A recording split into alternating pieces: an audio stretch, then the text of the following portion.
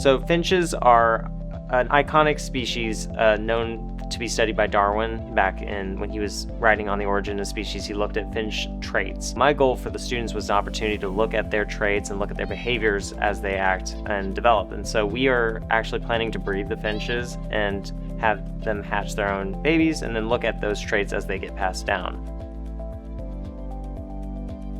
It's been very nice. They're beautiful creatures to look at and learn about. We usually clean their cages and we wipe them down and we'll feed them every once in a while and we'll just observe them.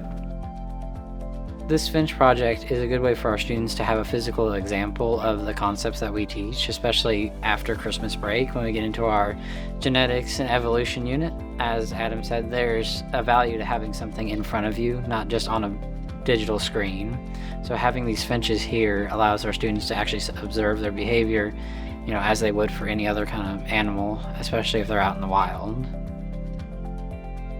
I'm hoping that students can take the ability to observe these traits and the ability to make these observations in these finches onto their future studies, especially if they're interested in going into biological fields, but also in other fields as well. There's so much that you can glean from just observing people, other organisms as well in the environment, and I think that students can learn a lot from that opportunity.